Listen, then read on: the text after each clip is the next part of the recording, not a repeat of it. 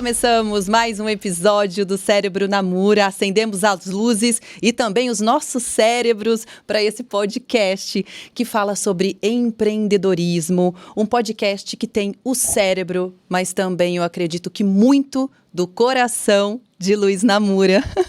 Namura, muito obrigada, viu, pelo convite. Eu que agradeço, Águida, você estar aqui para a gente bater um papinho sobre essas ideias que vão nos nossos cérebros. É verdade. Você sabe que eu dei até uma ideia para o Namura e para a equipe toda? Tá vendo esse cérebro aqui? De colocar, de repente, uma fumacinha. Porque o nosso cérebro é assim, não é? No borbulha ideias, Namura. O tempo todo. E aí pode ser uma representação. Aliás, tem uma frase que a gente usa muito aqui: vou fritar sua batatinha. Tá aí, vai ter que sair fumaça da batatinha. Exatamente. Então, ó, para os próximos, quem sabe a gente já não vai ver aqui, ó, esse cérebro borbulhando, mais ideias ainda.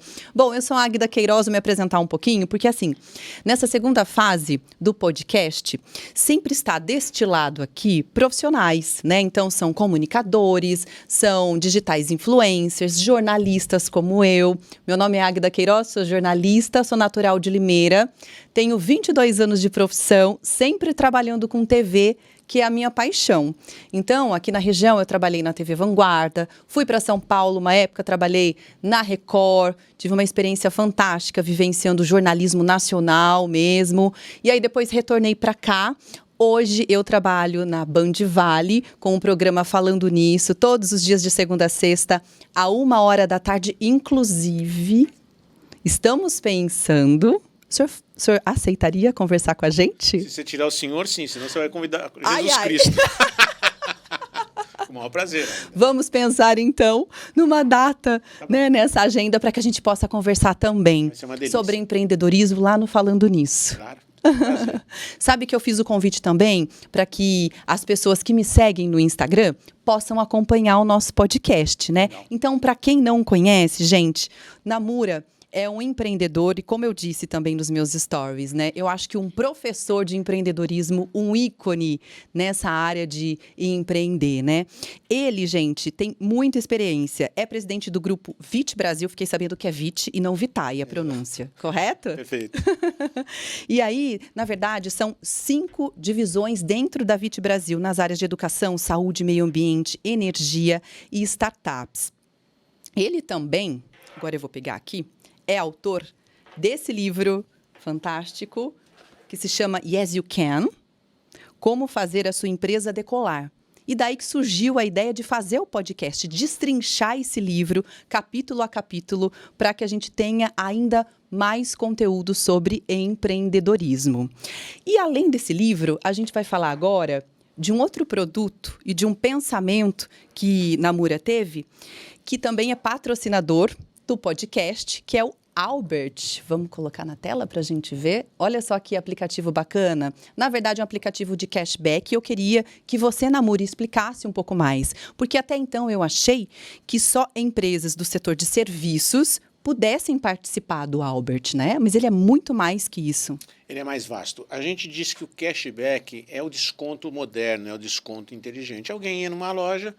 tinha um preço de 100 por algum produto, a pessoa fala, olha, tem uma promoção com 10% de desconto e a pessoa pagava 90. O cashback é muito parecido, todo mundo já deve ter usado o cashback, só que o fato de ser inteligente significa que ele tem algo a mais. Bom, o cashback, você fez uma compra, quando você retorna a essa loja, você vai receber aquele desconto sob a forma de um preço mais em conta para um próximo produto. Basicamente é isso. Uhum. Por que o inteligente? Porque se você indicar um amigo seu, quando ele comprar alguma coisa, você também ganha cashback. Uau, é mesmo? Isso é totalmente diferente no mercado. A gente até brinca aqui, o Albert é o único aplicativo de cashback que você ganha cashback até dormindo. Uhum. Porque se teu amigo for na balada e você estiver dormindo e ele consumir alguma coisa na balada, você vai ganhar o cashback. Por isso, a palavra inteligente no cashback. Ele dá uma modificada, uma modernizada no conceito de cashback. E aí, todo tipo de empresa pode fazer parte do Albert. Perfeito. Qualquer transação comercial pode fazer parte. Uma Exemplo. lanchonete, uma loja de roupas, um advogado, uma escola, um psicólogo, um passeador de cachorros, enfim, qualquer relação que exista entre alguém que queira comprar algo e alguém que tem esse algo para vender, é possível você ofertar o cashback e entrando no Albert, você escolhe dezenas de lojas, serviços que você queira utilizar e vai ganhar cashback, obviamente. Ótimo. Então, olha, se você quiser, pode baixar o aplicativo aí no celular. Mas para participar, tem que ter um convite, que é uma palavra convite, né? É podcast, tudo em caixa alta, sabe? Em letra maiúscula. Só escrever podcast e aí você já consegue fazer o seu cadastro gratuitamente. Bora começar o nosso bate-papo? A gente vai falar, gente, desse primeiro capítulo, que é o seguinte: em que o seu cliente pensa o tempo todo. E o Namura começa com uma frase que eu achei muito interessante. Não se esqueça que você sabe o que as pessoas pensam durante 95% do tempo. Nelas mesmas. É isso mesmo, Namura? É isso, repara. Você está assistindo esse podcast agora. É. Se você está assistindo, é porque você tem algum interesse. Ou seja, você está pensando em você e por isso você está aqui. Se você estivesse jogando futebol, enfim, fazendo qualquer outra atividade, maratonando uma série, você está obtendo prazer. Se você está fazendo um negócio, você está pensando em você. Então, é natural as pessoas pensarem nelas mesmas. Então, quando a gente vai falar daqui a pouco em vendas, você, como uma pessoa de vendas, tem que entender que o outro está pensando nele mesmo, descobrir o que ele está pensando através de umas perguntas e aí tentar atender essa necessidade, esse desejo que está dentro do cérebro dele, do pensamento dele. Interessante. Eu vi aqui que você destacou também o que geralmente o cliente pensa. Porque não é só adquirir um produto. O produto faz parte ali do processo, é isso?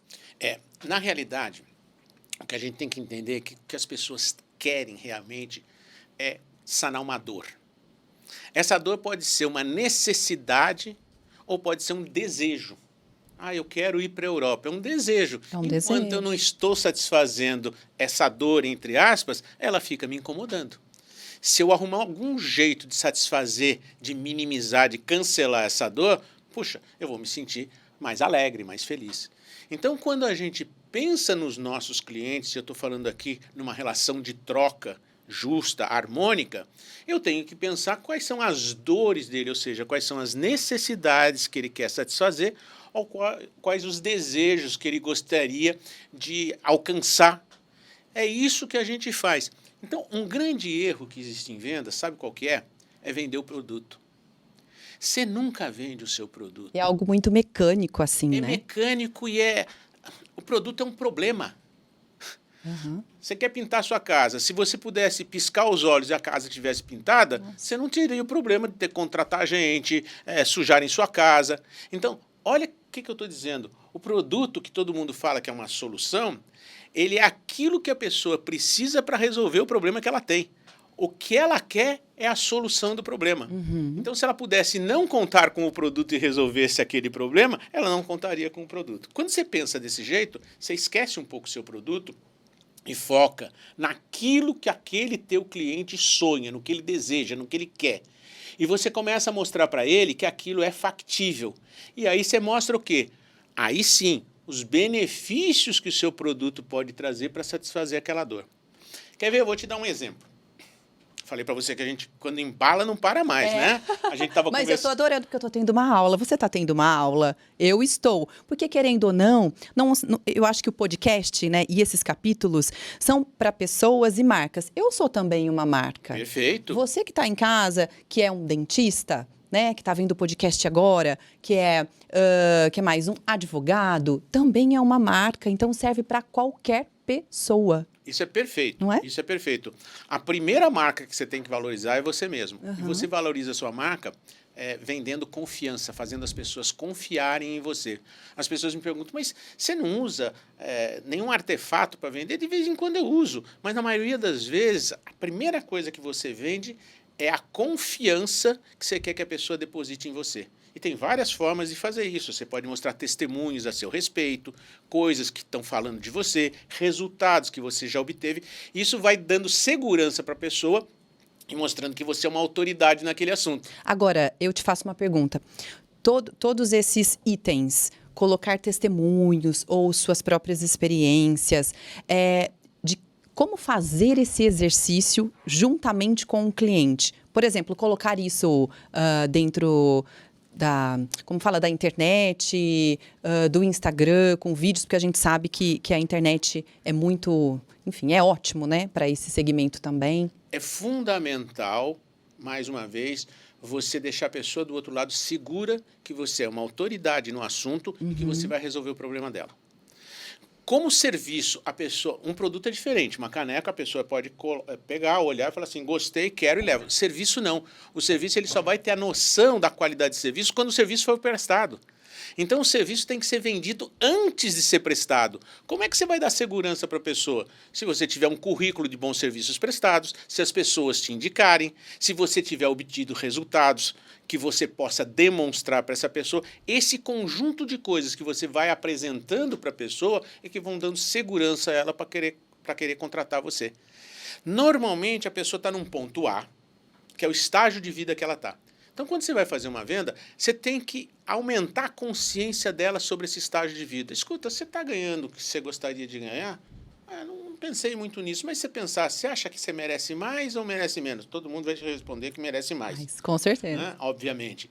A pessoa vai pegando consciência do estágio. Agora, deixa eu te fazer uma pergunta. E se você tivesse a condição de ganhar o dobro do que você está ganhando, você acha que seria uma coisa satisfatória? Seria razoável para você em relação ao esforço? Seria razoável. Você gostaria de conseguir isso? Gostaria. Se você estivesse ganhando o dobro, o que você faria com esse adicional que você não faz hoje? Eu viajaria, eu pagaria a minha faculdade, eu isso, eu aquilo. Ou seja, você mostrou o ponto A onde ela está e mostra o ponto B onde ela gostaria de estar. É a visualização, né? É a visualização. É a visualização. Tem um nome em inglês chamado Future Pacing. Ou seja, onde é que eu estou no futuro? Eu mostro para a pessoa onde ela está no presente, faço ela perceber onde ela gostaria de estar no futuro e quem é que faz a ponte de um lado para outro? O produto. É o produto. O produto pode ser você. Se é um coaching, você é o produto para tirar ela desse ponto A e levá-la para o ponto B. Com certeza. A pessoa gostaria de viajar por conta própria, então o carro é o produto que vai levar ela do ponto A para o ponto B. Então, o produto nesse sentido é o que menos importa e é o maior erro que os vendedores fazem, é falar do produto dezenas de vezes. Não é do produto que você fala, é do sonho. Vou te dar um exemplo, Águida. Imagina que eu te levasse no Jockey Club. Você não vai no Jockey Club para comprar cavalo. Se você quiser comprar o cavalo, você vai no Aras. Exato. Porque você quer comprar o cavalo. Você vai no Jockey Club para jogar e, quem sabe, ganhar um prêmio. E vivenciar, o Jockey Club, essa experiência. Isso. Então, você está com a cabeça de querer ganhar o prêmio. No ponto A, você não tem o prêmio. No ponto B, você quer ter o prêmio. O que você faz? Você aposta num cavalo. O cavalo é o que te leva do ponto A para o ponto B, se você acertar na sua aposta. Mas você não está preocupado em comprar o cavalo. Você está preocupada no serviço que o cavalo pode te trazer, que é chegar antes dos demais e você conquistar o teu prêmio. Ou seja, é necessário envolver o cliente. Sempre. Para que você conclua esse processo de vender o produto. E como é que você envolve o cliente de uma forma honesta? Escutando. De uma forma honesta. Escutando. Né? Escutando. Isso é importante. Tem uma frase que eu gosto muito, que eu repito há anos. Os bons vendedores falam bem. Os ótimos ouvem bem. Uau, é isso. Escute com honestidade, escute querendo prestar atenção, escute o que ele está querendo falar para você, escute da dor, escute do desejo, que emoção que você vai trocar com esta pessoa. Tem muito da psicologia aí, né? Total. Quando você consegue chegar neste nível de forma genuína, estou querendo ajudar, e querer ajudar significa a seguinte coisa, tem uma hora que você percebe que o teu produto não vai levar ele do ponto A para o ponto B. E aí? Você fala, infelizmente, não tem que sou ser eu honesto. que você... Sim. Tem que ser. Não sou eu que vou conseguir ajudar você. Sabe por quê?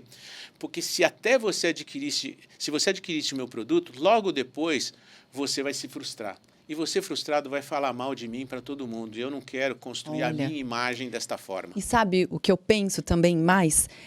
Dessa forma, sem nenhum esforço e com a honestidade, creio eu, não sou dessa área, Namura, mas você acaba de cativar um cliente, porque agora o seu produto não é satisfatório a ele, Perfeito. Mas numa segunda oportunidade a gente não sabe. Agora, você já Não é? imaginou para quantas pessoas ele vai dizer que, olha, conversei com uma pessoa, eu tinha uma imagem sobre vendas, sobre esse pessoal de marketing que engana às vezes, não sei o que lá, que é uma imagem que muita gente tem, infelizmente, por maus profissionais que tomam atitudes equivocadas.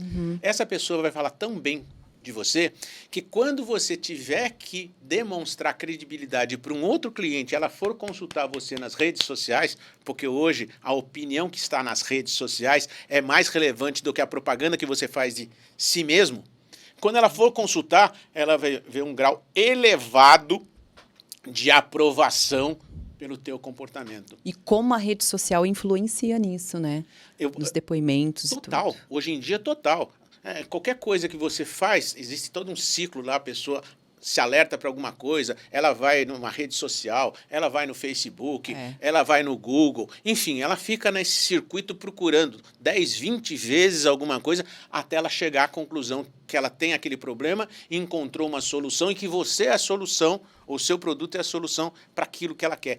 Esse processo todo que hoje é muito caótico, porque você tem dezenas de pontos de contato, é blog, é rede social, Nossa. é televisão, é Você rádio. não tem informação quem não quer hoje. Não tem. É.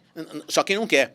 Então, este processo, em cada ponto de contato que ela tiver com você, ela tem que aumentar um grauzinho a confiança em você. Mais um grauzinho, mais um grauzinho. Chega uma hora que você não vende nada.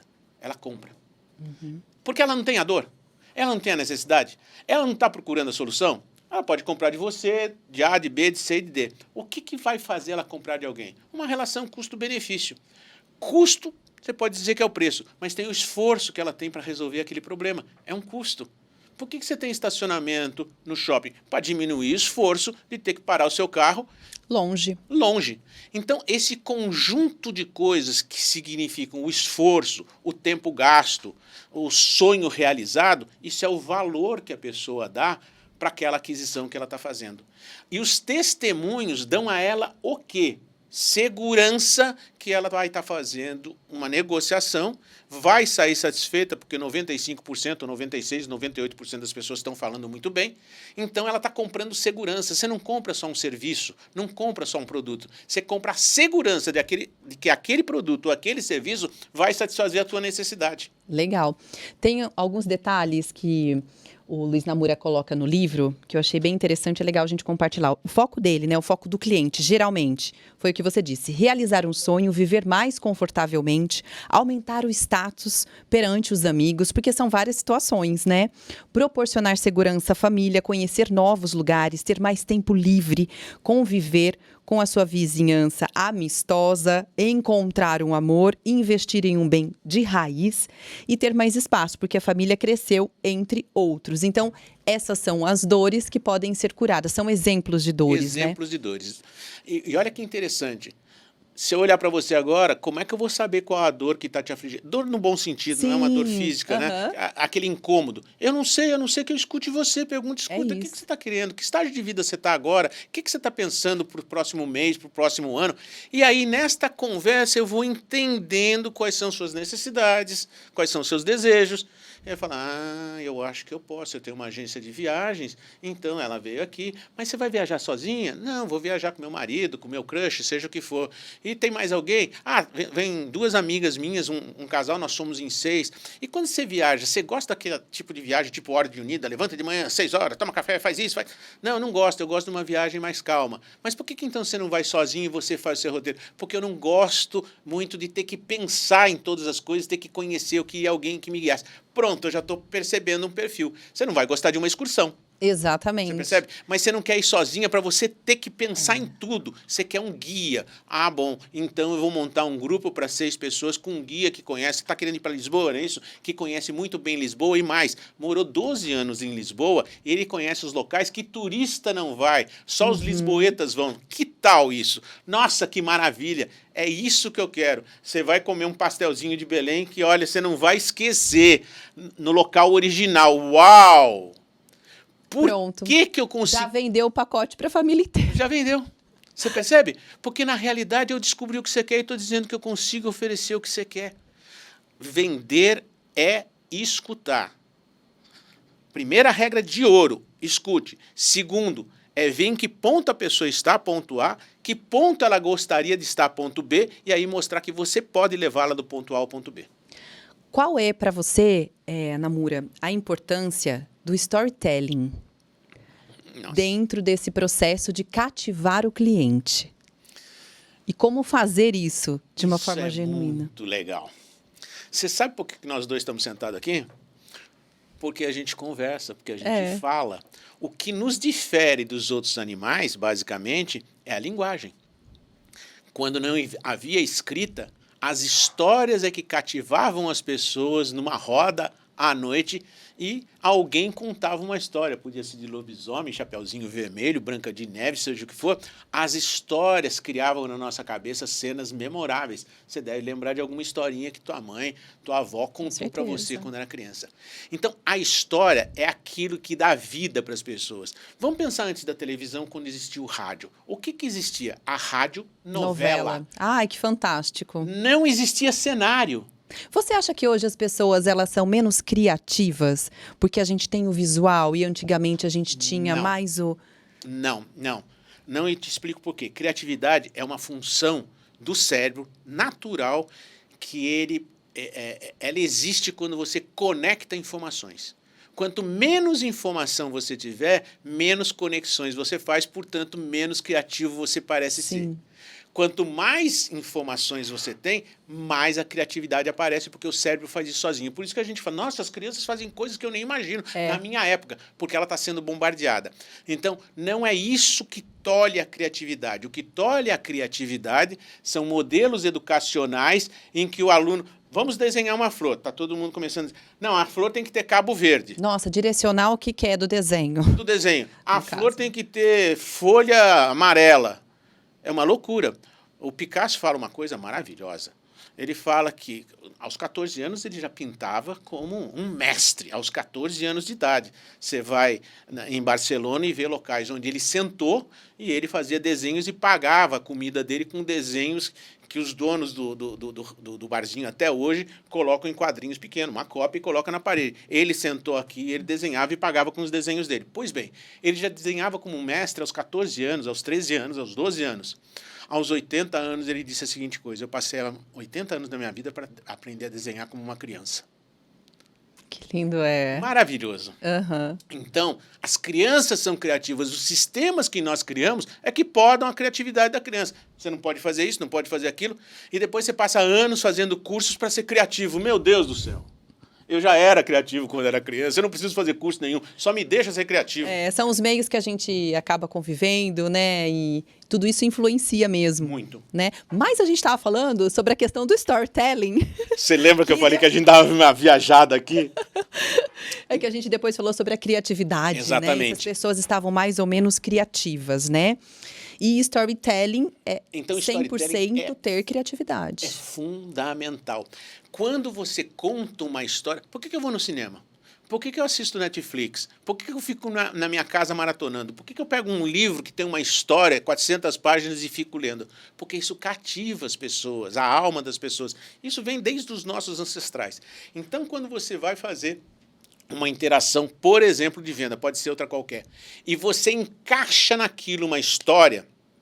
Olha, uma vez eu estava em São Paulo e uma pessoa me fez esperar muito tempo. E quando terminou a reunião, ela perguntou... quando ia começar a reunião, ela tinha me deixado 7 horas esperando. Ela perguntou, mas, puxa vida, como é que você aguenta ficar 7 horas? Me deixou 7 horas esperando. Nossa! Eu falei... Mas, namoro, você tinha que esperar mesmo, então. Era importante. E eu falei, é que você não conhece meu cachorro. Ele falou, mas por quê? Eu falei, aí contei uma história para ele, que uma vez meu cachorro estava correndo atrás de um galo, para ser bem rápido nessa história, e depois que o galo estava muito cansado, o galo bateu asas e subiu num galho. E o cachorro ficou lá, era um Cocker Spaniel, esperando ele. Esperando. Era mais ou menos 7, 8 horas da manhã, eu fui para a praia. Quando eu voltei 5 horas da tarde, o cachorro estava na mesma posição e o galo na mesma posição. O galo devia estar pensando, esse maluco não vai sair de baixo? E o cachorro devia estar pensando, quando você descer, eu te pego. Quando eu vi isso, eu falei, esse meu cachorro é perseverante. E aí, nesse caso, que o camarada, que foi um secretário de educação, que me fez esperar durante 7 horas, eu falei para ele, é que você não conhecia o meu cachorro. Eu contei essa história, ele falou, bom, realmente, eu tenho que te aguardar. Acabei de colocar um storytelling aqui num caso concreto para ensinar para alguém o que é perseverança. Uau, é isso. Percebe? Aham. Então, de vez em quando, no meio de uma conversa, você lembra de uma história, No meio de uma venda. no meio de uma venda, isso dá veracidade, dá autenticidade, porque quando a história aconteceu realmente e você conta, a pessoa percebe pelos teus olhos, pela tua fala, pelo teu gestual, a realidade. Se aquilo encaixa no que você está tentando fazer, só aumenta a sua credibilidade, aumenta a confiança. Sabe o que vai acontecer? Tudo que você falar depois disso começa a ter um ar de verdade muito maior, porque as pessoas estão vacinadas contra as fake news, os medos que elas têm de serem enganadas, porque tem muito golpe. Então, quando você consegue fazer isso e transformar aquela interação numa relação de confiança, e a história ou storytelling ajuda muito nisso, um abraço. Ótimo, muito lindo.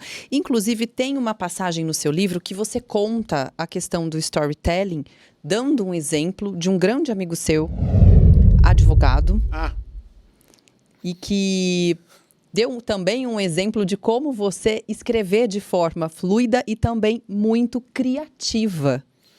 Perfeito. Queria que você contasse. Você me lembrou dessa história muito bonita. Às vezes você está num assunto tão técnico que você acha que você tem que falar tecnicamente. Sobre o produto, né? Sobre um produto. Vamos colocar os exemplos aqui. Você acha que você tem que falar de uma forma muito técnica. Existe algo mais técnico, mais, enfim, difícil para o leigo acompanhar do que uma linguagem jurídica? É difícil, né? É maçante, é difícil. Maçante, é difícil de interpretar, né? É difícil de interpretar. As palavras que são utilizadas, muitas expressões em latim, para nós que não somos formados em direito, fica um pouco difícil. E eu me lembro que eu estava conversando com esse advogado, saudade dele, Dr. Jaime Vitarroso, vi o senhor na televisão há pouco tempo atrás com uma plantação imensa que ele faz de árvores em São Paulo, maravilhoso que ele faz isso há 30 anos. E o Dr. Jaime estava conversando comigo e entra um assistente dele, recém-formado, com uma peça jurídica que queria apresentar para o Dr. Jaime. Apresentou a peça, o Dr. Jaime começou a olhar. Não demorou 5 minutos, ele falou: meu jovem, quando você for conversar com o juiz, apresentar uma peça, você tem que convencê-lo, tem que ter lógica, mas tem que ter uma coisa fundamental: emoção. Porque a peça estava tecnicamente bonita, mas não cativava, não emocionava, não contava uma história para a pessoa entrar. E o juiz, de um jeito ou de outro, é um ser humano. Aí, sabe o que ele fez, Águida? Ele vira para trás, vem na prateleira, pega um livro, era Machado de Assis. Ele falou: vá ler Machado de Assis, depois você volta aqui com a peça nova. Machado de Assis era um exímio contador de histórias que emocionava, tinha lógica, você ficava naquilo e não parava. Então, storytelling é envolvente, você precisa envolvê-lo e emocioná-lo. Agora, existem técnicas que a gente poderia colocar aqui para se fazer um bom storytelling, para ajudar quem está assistindo a gente? Sim. É treinar em casa? Eu dei aula em cursinho durante muito tempo. No começo das minhas aulas, eu costumava... Mas sobre o quê? Qual a... Física, matemática, biologia, algumas matérias. Aqui em São José dos Campos, em São Paulo, em Ribeirão Preto. Na área de exatas. Mais na área de exatas. E a gente brincava que professor de cursinho não dava aula, dava show. Sim, com certeza. E aluno não saber envolver. E aluno não pagava mensalidade, pagava couvert artístico. Acho que por aí dá para você perceber. Porque a matemática... Mas muito tem que ser feito isso porque é pesado demais a aula, né? É muito conteúdo. Então você fazia storytelling, você fazia um teatro ali em cima, era um monólogo, mas você fazia com participação, às vezes, de todos os alunos. Então, este conceito é entender como é a alma humana, o que as pessoas gostam. E quando você entrega isso, você consegue resultados. Lá o aluno passar. No caso das vendas, você vendeu o seu produto. Então você me pergunta, tem uma sequência para isso? Tem. A primeira coisa é chamar atenção. A primeira coisa que você faz. Tem um exercício que você pode fazer que é muito interessante. Você vai numa rodoviária, vai num aeroporto, vai em Congonhas, na parte mais alta, e tira uma fotografia do saguão. Se você olhar essa fotografia e ampliar, você vai ver, sei lá, 500 pessoas ali. Dessas 500, talvez 400 estejam aqui, ó. Ah, com certeza. No celular. Gente, é incrível. Hoje... Tem aqueles painéis incríveis, ninguém está olhando. Isso chama a atenção das pessoas hoje. A atenção das pessoas está aqui, não está em outras coisas. E aí, quando você vai contar uma história, você tem que fazer a pessoa mergulhar na sua história. Então, comece, por exemplo, com uma curiosidade. O que os grandes vendedores fazem para não perder nenhuma venda? Quais são os 3 passos que você pode dar para envolver o seu cliente e fazê-lo prestar atenção naquilo que você quer? Então, esse tipo de técnica, que é uma técnica que chama curiosidade ou que é contra-intuitivo, só os ricos entrarão no reino dos céus. Um bom Uau! título, hein? Já Aí, aprende, né? Já aprende, porque a gente está acostumado que só os pobres herdarão o reino dos céus. Aí você fala, por exemplo, numa headline, no início de uma conversa, só os ricos entrarão no reino dos céus, a pessoa, mesmo que ela não goste, eu provoquei, ela vai clicar, e aí você complementa, os ricos de espírito, os ricos de coração.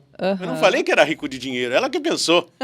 Então, o storytelling começa sempre com você chamando a atenção. De cada dólar que você gastar no teu marketing, 80 centavos tem que ser na headline. Uau. 80 centavos tem que ser na chamada, na manchete, para usar um linguajar mais antigo. Ou, hoje, headline. Por quê? A pessoa está aqui no Insta, no TikTok, passando o dedo. Isso. Por que ela vai parar no seu? Se chamar atenção. Sim, exato. Você vai chamar atenção com uma imagem inusitada ou com uma frase contra-intuitiva. Essas são as 2 coisas. Ou uma imagem inusitada que a pessoa, nossa, eu nunca vi isso. Chamou atenção. Chamou atenção, ou com uma frase contra-intuitiva, que provoque ela. Depois que você chama atenção, você tem que criar o interesse. Como é que você cria interesse em alguém? Falando de alguma coisa que interessa a ela. Se eu falar de futebol americano, você não está interessado, você vai embora. Não é muito, né? Não é tua praia? Minha praia, exato. Né?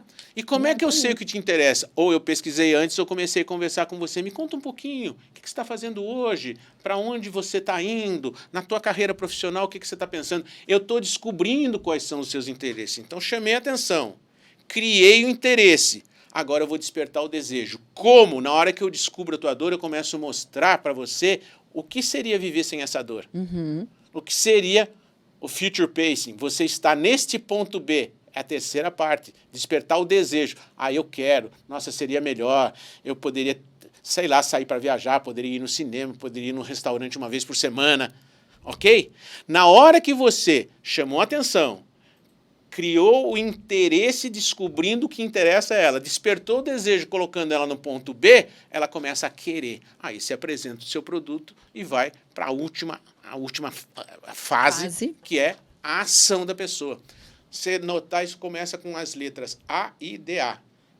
Chamar a atenção, criar interesse, despertar o desejo e partir para a ação. É o AIDA. É o AIDA. Não é Águida, tá? É AIDA. Águida é ela. Mas você não vai esquecer nunca mais, provavelmente, Jamais. né? O AIDA é uma coisa que foi inventada em 1800 e não sei quanto, se eu não estiver errado, às vezes a memória falha da data. E até hoje é válido. É um framework, uma estrutura que orienta o teu raciocínio para você não se perder no teu storytelling. Então, e ajuda. Ajuda muito você seguindo aquela sequência. Eu estou conversando com a pessoa, eu vi que eu chamei a atenção, agora eu tenho que criar interesse, eu vou falar, compre isso? Não. Eu vou falar com você, me conta. Vou criando o interesse. Para despertar o desejo, vou colocar ela lá no futuro. Nossa, eu quero. E no final, ela passa a querer que você resolva o problema junto com ela ou para ela. Pronto, ela comprou de você sem você ter vendido absolutamente nada. Namura, eu queria saber a sua opinião, porque são muitos detalhes. Claro que existe a parte técnica, mas também existe a parte de conteúdo mesmo. Certo. Todo empreendedor, mesmo no início, tem que ter uma assessoria de marketing para que ajude nesse processo? É muito mais simples? É menos penoso para que esse empreendedor consiga, de fato, começar a vender? Eu acho que fica mais fácil você contar com alguém que tem experiência. O custo em termos de esforço e de recursos normalmente vai ser menor. Por quê? Tudo que você quiser hoje em termos de informação tem na internet. Mas está desorganizado. Tá, demais. O que são os infoprodutos? Um infoproduto é nada mais, nada menos do que um conhecimento que alguém dispõe, porque passou por uma trajetória de vida, aprendeu muitas coisas, e ele disponibiliza esse conhecimento de forma organizada, ou seja, com um método. É por isso que explodiram os infoprodutos, os cursos que tem. Eu não estou falando de influencer, não é isso. Influencer tem o seu local. O que eu estou falando é de um infoproduto. O infoprodutor é aquele cara que obteve resultados de alguma forma, organizou o que ele fez para obter esses resultados e essa organização, que eu vou chamar de método, ele transfere para você. Então, realmente, isso encurta caminhos para você. Você pode fazer um caminho diferente. Você vai na raça, batendo aqui, batendo ali, estudando aqui, aprendendo. Isso também é válido. Mas se você quer um resultado mais rápido, eu acho que você ter assessoria de alguém que possa te apontar os caminhos, fica mais fácil. É simples. Você quer emagrecer? Fecha a boca e vai fazer exercício. É só isso. Mas quem é que consegue fazer isso? Sozinho. A gente tem que ter um estímulo sempre. Tem que ter isso, você norte. percebe? Eu sei o que eu preciso fazer para emagrecer. Fecha a boca e faz exercício. Ou faz que nem o Rod, que é vegano. Olha o físico dele. Vocês não estão vendo aqui, mas o Rod e a Nick, totalmente fitness. Né? Deve fechar a boca e comer a coisa certa. Ele sabe, ele consegue fazer. Outros sabem, mas não conseguem fazer. Então, ter uma assessoria, seja de marketing, de vendas, de treinamento, o que for, para aquilo que você quer alcançar, facilita muito. O seu início foi muito difícil nesse Eu diria que não caminhar? Foi difícil. Eu sou louco por estudar. Eu estudo, sei lá, toda noite eu estudo das 7, 8 horas da manhã até meia-noite, 1 hora, há 40 anos. Então, a minha vida sempre foi isso. E de tanto estudar e tanto praticar, você vai aprendendo alguma coisa. Mas eu tive alguns mestres na faculdade e fora da faculdade que foram definitivos, porque me explicaram coisas às vezes complexas ou me fizeram ver coisas que eu demoraria muito para ver. São verdadeiros mentores mesmo, São mentores. Né? Nesse caso, para mim, foram mentores. É bom você ter um mentor, facilita muito. O que a gente procura fazer aqui é mentorar aqueles que estão começando, fazer com que eles abram os olhos para algumas coisas. Nós falamos de alguns conceitos aqui de vendas. Eu, particularmente, demorei 10 anos para descobrir. Olha, e você tem tudo em 41 minutos, por enquanto. Eu acho que facilita. Alguns conceitos aqui, se você está vendo esse podcast, na boa, revisa ele e anota alguns conceitos. O AIDA é um conceito muito fundamental. Anota aquele negócio de ponto A, ponto B. Anota o fato de você não vender um produto e sim fazer com que a pessoa sonhe com o desejo que ela tem e que você pode ajudá-la genuinamente a realizar. Anota o fato de você não perguntar, não falar para a pessoa sobre o seu produto sem perguntar sobre as necessidades e os desejos. Esses conceitos resumem muito do que os bons homens de vendas e marketing fazem para ter sucesso. Pega essa dica. Bora pro Pinga Fogo? Bora pro Pinga Fogo. Namura, qual a importância do feedback dos clientes nesse processo, né, de entender o que eles desejam? Eu acho que a gente falou disso de uma certa forma bastante aqui. Feedback é o cliente dizendo, escuta, eu curti ou eu não curti? Exatamente. Desculpa, não é isso que eu estou querendo, você não entendeu até agora. Então não aceite, não pense que o feedback é uma crítica a você. É ouro. É ouro que ele está te dando. É entender isso, né? Olha só, quantas vezes você quer saber alguma coisa de alguém e as pessoas não se abrem? Aí o cara se abre e dá um feedback, companheiro. Você está me falando desse produto assim, mas não é isso que eu estou querendo. Na realidade, o meu problema é outro. Então, não, o senhor não me entendeu. Deixa eu explicar de novo para o senhor. Como o senhor não me entendeu? Eu que não entendi o cara. Então, aceitar a crítica de uma forma em que você é ouro mesmo, você possa melhorar, fazer diferente. É isso. Então, entender que o feedback pode ser aquilo que faça com que, mesmo que você perca essa venda, você ganhe a próxima. Porque você descobriu alguma coisa. Não, meu Deus do céu, olha o vacilo que eu dei aqui. Então, feedback é ouro, aceite o feedback, reflita sobre ele. Ótimo. Segunda pergunta do nosso Pinga Fogo.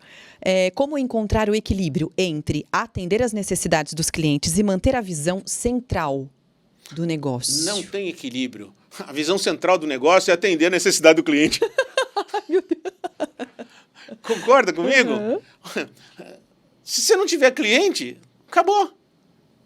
E para ter cliente, você precisa atender a necessidade e o desejo dele. Então, o cliente é o protagonista, ele está no centro. Então, não tem conflito. Simplesmente olhe para o cliente, acalante o cliente, satisfaça as necessidades dele. Na hora que você olhar para o umbigo dele, ele olha para o seu. É isso. E agora algo que eu acho muito interessante que a gente tem que colocar aqui. Vale a pena observar os concorrentes para descobrir o foco dos clientes. Eu acho maravilhoso, sabe por quê? Se tem um concorrente no mercado, ele está estabelecido, tem aquela frase, quem não tem competência não se estabelece. Se ele está estabelecido é porque ele tem competência. Se ele tem competência, ele está pensando no cliente que você também está pensando, e ele está criando coisas para ele que podem servir para você. Então, concorrente para mim trabalha de graça para mim. Uau. Como fazer esse exercício, essa observação? Várias formas. O Ray Kroc ia nos restaurantes, que foi o cara que foi basicamente o dono do McDonald's, que ele comprou dos irmãos McDonald's.